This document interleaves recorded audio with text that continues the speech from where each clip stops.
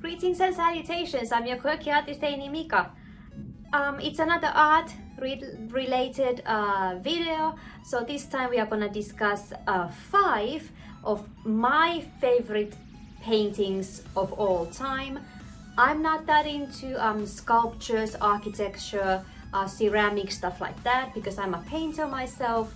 So I'm just gonna focus on my 5 favorite paintings because that's basically my background, and also because today I am going to an art show opening. I'm part of that art show. My first New York art show. Yay! So whenever this video comes out, it's already out. The show is already ready to go, so I'll put all the details down in the description box in case you are in New York and more specifically in Brooklyn. So I'll give you the gallery details and you can see my piece there called 5 Hour Bath. If you follow me on Instagram, you have obviously seen that already. So it's also for sale. Also, I have NFT, it's available as well, so I'll put that link down below as well in case you're interested. But yes, definitely, if you are in Brooklyn, go and stop by. There are other incredible artists who are part of that show. For me, it's a big deal because it's my first New York show ever. The last show I did, I believe was in 2019, I think 2019, in Abu Dhabi and in Bali. So the 2 shows that summer, so it's been a while since I have done an art show. Also this week there was a show in London. It was a virtual show. Again, if you follow me on Instagram, you have seen that already. The Holy Art Gallery, they did an online virtual show. I was part of that as well. So yeah, I'm like slowly things are, you know, getting back to, you know, the gears are turning once again. These pieces are in no particular order. Like for me, like choosing my favorite art piece, even my own paintings. So to somebody to ask me, okay, what is your all-time favorite piece that I have made? Honestly, I can't tell you. I don't have a one single favorite. So the same goes with these top 5.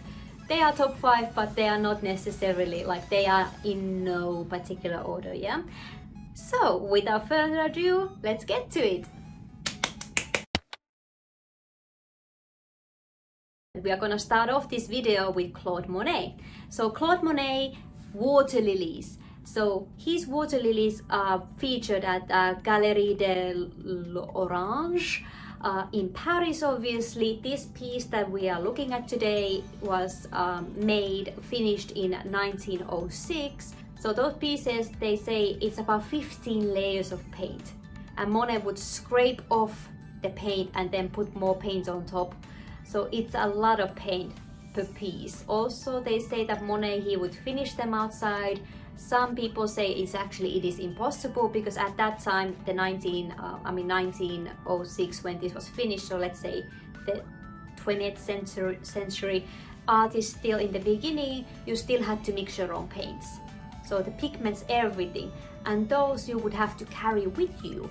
So it was almost impossible, even if your house was like right there and you want to paint outside. So basically what they say is Monet he did paint them outside, but they were basically finished in his studios.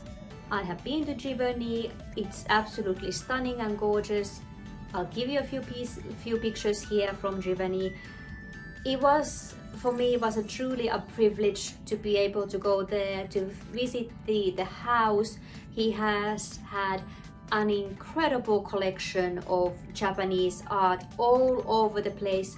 And then once you're done with the house and the gardens, you go down a small tunnel and you get to the other part of the garden with the incredible little lake with, I think it's wisteria, and then the Japanese bridge, the iconic green bridge. It is truly incredible. If you ever have a chance to go there, please do, especially in the springtime. I believe I was there in April or in May, so all the flowers were in full bloom. So truly magnificent place to visit. If you have seen his water lilies, even if you haven't been to Galerie de l'Orange, I haven't been there yet. But if you have seen some of his paintings, even up close, you know that it's all paint. Like you wouldn't know when you look at his paintings that, okay, these are water lilies. It's only when you step back and you realize like, yeah, that's a lake. Those are like plants on the water. Those are water lilies. The wisteria is coming down. You can see all the trees and whatever reflected on the water. And because I would say this is one of the first pieces of art that I can remember that I saw as a child, and I was like literally mind blown because I was so young. It's like you can do that with paint and with color. It's all just paint and when you step back, like that's a picture. So for me as a child, I was so mind blown, and because I love color so much, it was absolutely truly gorgeous feeling. And that's why I have carried these water lilies with me for so long. It's not just the technique that Monet was able to accomplish here, it's also the feeling, the very tranquil, peaceful feeling that this single painting that I chose just gives you. It's truly a masterpiece, and we need to remember that when these pieces were revealed, nobody really liked them, and that is the tragedy. I can't say that word. Tragedy, tragedy. That artists really truly go unappreciated in their lifetime. And that is truly unfortunate. And that is what happened here, because we associate these with that these are great masterpieces. Nobody can like take over Monet or whatever. Monet will not be taken down in this day and age. But in his time, his pieces were not appreciated because it was something completely new. It wasn't classic and what people wanted. So even now we can still appreciate these, and even though modern art has evolved so much, but still his pieces keep fetching like millions, tens of millions of dollars and euros. And this is why, because it connects with people. This piece connected with me when I was a little child. Okay, I can speak for you, honestly, I can speak for you, but it still connects with many people because there's so much technique and feeling that people can just find this piece like overwhelming. It's just so much sensibility that this one piece has, and it's just truly gorgeous. What can I say? It is truly gorgeous. I mean, I love Turner, but I just find this overwhelming. Mm-hmm. Next up, another piece from my childhood, actually from my adolescence. When I got to high school, our principal happened to be also our art teacher, and she chose Tamara De Lempicka. Yeah, she's very famous in Europe. And what happened was with her pieces, she made portraiture, mostly portrait art, and so in the 20s and 30s. So what she would do is that she would take like the traditional portrait paintings and the techniques and combine that with the lighting that was used with photographs, and also like advertising pictures. So that's how we get this. This piece by far is not her most popular or her most famous piece. It's called the Maternity. It was finished in 1928. However, this was the piece that I drew when my art teacher, my principal, she would have like pictures. He would print out Tamara Lempicka's her pieces and just put them in a stack, and then she would tell all the people in the class, I think there was maybe 20 of us, 15, 20 of us, and then all of us would have to go and just draw. We would have to draw a picture, and I got this one, the Maternity. And when you look at this, you look at the Maternity piece, you can kind of see that there's a little bit of mixture of everything. You can see the studio photography style, the harsh light, the harsh shadows, but also you can see cubism, a little bit of inspired by Picasso, because the creases in the shawl she's wearing, they're very tight, they're very angular, even the lady, the mother, even her face, the shadows, the makeup, her hair, everything is very sharp, yeah, angular. Also we get the round shapes there on the breast and on the baby's cheek. So it's a little bit of mixture of everything, which I really adored. Obviously the picture I had was in black and white, so we didn't, I don't think we got the light, the colorful version of that one. But I remember that intrigued me. And then I obviously had to go and look up her other works and her life and whatever. Most of her models were also her lovers, so that's pretty badass. And because Lempicka, she wanted to make art, this is the 20s, yeah, before the Wall Street crash. So she was painting women, she wanted to paint the independence, liberation, women's power. But it's also very nice that she made a mother from the 20s with the short haircut and with the heavy makeup and the rouge lip. So obviously, because how women were seen, like you need to be we are moving away from the Victorian era and the Edwardian era, so women were still in their corsets, and there's a bit divide between the single woman who should get married as soon as possible, and then the mother. So it's very interesting that this wasn't what people would associate with motherhood, like before the 20s. So now as an adult, really I understood that, and maybe that's why that kind of spoke to me at that time, because like I saw, understood, like I think I was 14, 15 when I made my version of this piece, is like what it means to be a mother, but also she's like very modern. She's not like a traditional mother when we are looking at this picture. And that's what like really intrigued me. So how I connected with this piece. And I will show you my version is hanging on the wall behind you. So our task was, we have to use a primary color and secondary color. And obviously you get orange and blue, you get yellow and purple, or you get red and green. And then she told us like need to mix those two. Doesn't matter what shade you use, but if you use red, you need to use green. If you use purple, you need to use yellow.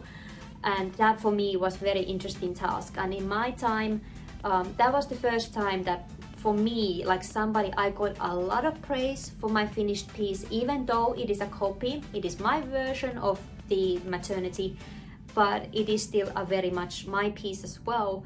And I got so much praise for that from my classmates and from the principal, from our teacher. And I will explain to you what I did there, what the task was. But yeah, so that's why this piece will forever come with me and live with me. It's just because I really truly adore Tamara's style, and also Lempicka's style, and also because of the history that what this piece represents, and technically the story behind it. So this would be the piece, like I mentioned, the Lempicka. So I'm not gonna try not to get, it's sunny outside. Finally it's sunny outside. So yeah, that's my version of the Lempicka's, the Maternity, and I'm very happy. So like I mentioned, like we had to choose so the colors. So I chose green and red, which is in this case is obviously pink. And this guy here, so that would be 007, James Bond. And the funny thing was, because our so the teacher said that we have to put this stamp. So we have to put this stamp somewhere here, and we can choose what it is. But just put a stamp there. So I remember there was one girl who put a car, one girl she put flowers and whatnot. And so that is a very crude James Bond. And like I have, in case you can't tell by now, I have a very sassy, wicked, sarcastic sense of humor. So because this piece is called Maternity, so we have the baby there, and then we have the mother, and then we have James Bond. So obviously I'm implying that the father of the baby, it is James Bond. So one more thing, because this is just this is just on a printing paper. So in a crude printing paper, I did it at home, then I glued it on. We were supposed to draw this. So this is all pastel. So we were supposed to draw it. And I remember that day when we were supposed to draw the sticker, the stamp, I was so fed up, and I went home and I did it at home. And then I just put it right there. And when we had a meeting to discuss the pieces we made, the teacher, she told me like, Heini, you know, I would have given you 10 because for us 10 is the best. So 10 is like A+ or whatever. So 10 is the best. And she said, you know, Heini, I would have given you like 10 if you had drawn this, but you know, you cheated. Heini, you cheated. So I'm giving you 9+. You get 9+ for this. So I would have gotten the highest score for this if I wasn't so bloody lazy. But still, I'm very, very, very pleased with this piece. So those of you who have been here for a while and who kind of know me, my friends and family, obviously, you guys, you know me. So this is no surprise to you guys. But for the rest of you who don't really know me or who are joining my channel, just join my channel. So yeah, please subscribe. It helps a lot. So thank you so much. Click the subscription down there so you can keep up with me more. So Marie Antoinette. Marie Antoinette is my idol. I love and adore her. She is a complicated historical figure who is not represented well, not at all. If now Paris Hilton has come out and told us that, you know, basically her family confined her in a, not in a mental institute, but in a camp, correction camp for teenagers. But before that, her image was very much the vapid heiress, blonde bimbo, whatever, and now we discover that she's way much more than that. 20 years later, Marie Antoinette has very much the same image. Everybody just thinks of her as the, you know, let them eat cake. She spent France into ruin to spend her husband's money and enjoy the lavish life, and that was it. And then she got killed, justifiably so. She got killed for spending France's money. Not true whatsoever. Fake news. So for me, Elisabeth Vichy-Lebrun was Marie Antoinette's painter, her favorite painter. She made several pictures of her, and this piece that I chose, that is my favorite, is Chemise à la Reine, basically a queen in a chemise gown. This piece is in private ownership.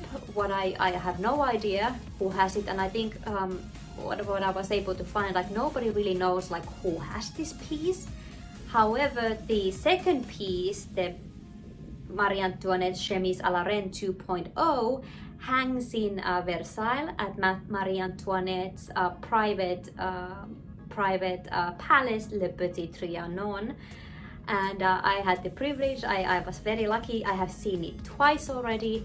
The first time was for my 30th birthday a few years ago. My friends and I, we went there and we saw it, and I was so delighted. That is a beautiful piece, and I will show you. I had one company made a copy of that as me, as Marie Antoinette. I'll show it to you in a minute. So they made their own version, but this piece that we are talking about right now is the first version that was displayed at the salon when it was finished, the salon in Paris of the Queen, and this scandalized Paris and Versailles, the court. So what we are looking at here is Marie Antoinette in this shepherdess gown. It was called Chemise à la Reine, made of cotton. This was Marie Antoinette's cottagecore period, when she gave birth to Marie-Thérèse, her first child, her daughter. So her husband gave her Le Petit Trianon as a gift, and then she eventually moved there technically, and she would only be in Versailles for official duties and whatever. So Marie Antoinette fell in love with the cottagecore ideals, picking strawberries, herding sheep, dressing the sheep, wearing light gowns and not the heavy corsets and heavy silks and the jewelry and whatever. So moved away from that. So this represents, some could argue, Marie Antoinette at her true character, Marie Antoinette at her most happiest. And yeah, she had Elisabeth Vichy-Lebrun made this painting of her, and then it was displayed in Paris. However, nobody was ready for this picture. Everybody hated this picture and said this is not a queen. When you look at it, yeah, it's very simple. You could see that it's just a peasant woman, or a very rich peasant woman, or somebody who is cosplaying as a shepherdess, which was part of the problem. Like Marie Antoinette just didn't know how to represent herself, unfortunately. There was this very big disconnect what people wanted from her and what she wanted to be, unfortunately. So this picture does, according to Parisians and the courts, the court Versailles court, the nobles, this was not Marie Antoinette. This is not how she should represent herself, or France or the court of Versailles was banned. And then we get to the second piece, which is more queenly. So now we get this is the Queen of France. So we have two versions, and yeah, the Queen of France version hangs in Le Petit Trianon, which I say if you have the chance, please go and visit it. But that's why, it's just because me being a fangirl, that's why I chose this piece. Just the historical context is very, very, is truly interesting, intriguing. Like what this one picture, what it cost, just the reaction, what happened when this portrait was displayed in Paris. So that intrigues me. Which is, even if it's only just a portrait painting, there's nothing really truly interesting about that piece. But now that you know the context, like what was happening, what is happening in that piece, so you have the text but you also have the subtext, and the subtext is more intriguing and interesting than the picture itself. That is me, and this is so much fun. This what was it, make me royal or something like that, company here in the United States. So they take these pieces and then they turn it, I mean, they take your picture and then they can blend it with whatever, basically. I think they have pictures of like Queen Victoria and what else. So it's actually a very cute concept. But obviously, because I love Marie Antoinette and I saw that they had this, the Marie Antoinette with the rose, I was like, oh my God, this is my picture. So yeah, so that's why I did this, yeah. And there is Vincent. Vincent is like the Lord, because at the end of the day, this is still very like peasant-like, so it's not like it looks like a queen. So that's why Vincent is here, is the Lord. So we have the Lord and the Lady of the house. Gustav Klimt, The Kiss. Yes, this piece has been done to death. You see it everywhere, in postcards, bed sheets, umbrellas, my God, mugs, it is everywhere. However, for me, what intrigues me is not just the subject, because the subject is very beautiful, but the technique. So Gustav Klimt, when he graduated from art school in Vienna, he specialized obviously in painting and portraiture and stuff like that, but also he was very well trained in frescoes, painting frescoes and mosaic technique. And after school, he would paint frescoes, he would paint palaces. Like wealthy rich people would commission him to paint their palaces, paint the walls, paint their ceilings. And what we see in this piece, The Kiss, we see both of them. So we see that fresco style, that religious style, the gold in the piece, which is leaf gold, which was used in religious pieces for the longest time in Christianity, used that for Virgin Marys and Jesus and whatever. But also, if we are looking at the robes here, the two characters, the man and the woman who are kissing, so we see the mosaic style, how Klimt is placing all those blocks, all those squares in the man's garb, and then in the woman's garb we see all the circles and a little bit of color there. Also we can see squares in the background as well. So it's a mixture of like all these styles that Klimt has been trained in. The two couple here, they are quite realistic, a little bit not as realistic as we think about something that Rembrandt would do, but still very much realistic. And then the rest of the piece is very much like almost like cartoonish, but not necessarily. That's just the best way I can describe that. So we have basically three different styles merged into one painting, which to me is like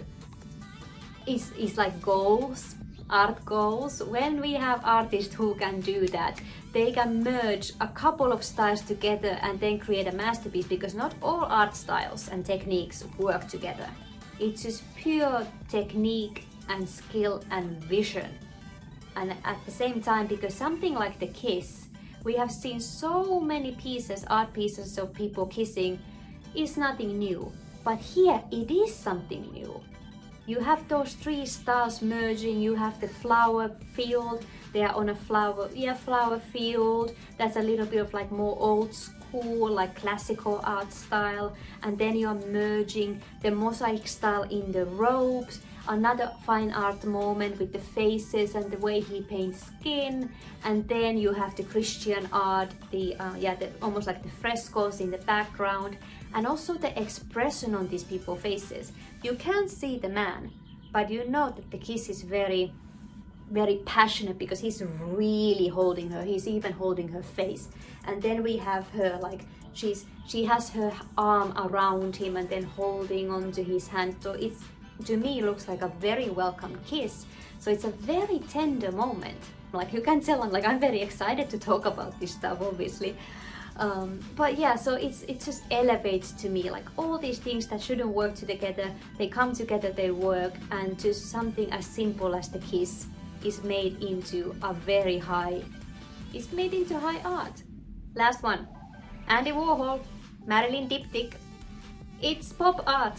Like there are so many pop artists that started to come up during the 50s, and after that, well, Andy Warhol is a legend. He was so obsessed with celebrities that he painted celebrities and then he became a celebrity himself. Artist goals, absolute artist goals. Andy Warhol made being an artist being cool because obviously he became a celebrity. So yeah, I saw this the first time I got to like really talk about this was in art school, art academy after I finished high school in Helsinki. And that's the thing about this, what intrigued me was not just the technique, because again this is pop art, and what Andy Warhol would do with these kind of prints was that he would paint the backgrounds and then he would have a photograph, and this is silk screen printing, so he would put the color on top, and then if you have seen the technique, like you pull, you spread the color, and then you just copy paste basically. So in this piece, the Marilyn Diptych, you have the colorful Marilyns, and then you on the other side you have the photograph itself that fades. So this has been like interpreted in many ways, and you have your own way of like how you want to interpret this, because Andy Warhol, I believe what he said was very much like is about the image of the star and whoever is in the picture and how we see them, and but what is actually the real thing. And at the end of the day, it's just an image. The image says nothing about the person. So what we like to say, an image says 1,000 words, but which words? So I like that because I heard that my whole life almost, yeah. An image tells 1,000 words. Yeah, fine, but which words? So it's the same thing here. So we see the glamorous Marilyn with the orange and the heavy makeup and the red lipstick and what else. So that is gorgeous. So that is the public image. That's how I see this. That is the public image. She had the glamour girl, the superstar, the Hollywood favorite, basically the public favorite, the sex symbol. And then on the other side we see the actual photograph, which was made for Niagara, I believe, like promotional picture for Niagara. And then the image starts to fade, because like Diptych is a religious, I think in the Catholic faith is like a religious picture or something like that. So it's kind of the same thing, like Marilyn is made into, she has become a saint. But in my, like how I interpret this is literally the image of the superstar, of the celebrity. So if you wanna go with the religious side and the religious image, that is perfectly fine. But how I engage with this was, yeah, this was when I went to the art school, was 2007. So the celebrity thing, the Paris Hilton, Britney Spears, all that thing was still much going on, and we started to see like Britney obviously had her breakdown, for example. So for me, how I connected with this piece was like, yeah, we see this glitchy and glamour picture of all these wonderful celebrities, but we don't really know what's going on. That's just an image. Like we need to be very careful, and especially in this day and age. What you guys see on Instagram, Snapchat, TikTok, whatever, the images you see and what people give you, that is not the whole picture. Warhol did this in the 60s and it is still going on. We get glamorous pictures, but at the end of the day, we still don't know anything about these people, alright? That is it for today. I had so much fun. If you can't tell, like I'm so chittering, like I'm so like I love to talk about this stuff, honestly. Well, yeah, so thank you. Thank you so much for watching, and I do hope you liked the video. So please, in the comment section down below, tell me what is your favorite piece. So yeah, thank you so much for watching. Yeah, please like and subscribe, and I will see you all in my next video. So until then, thank you so much. Bye. Ciao.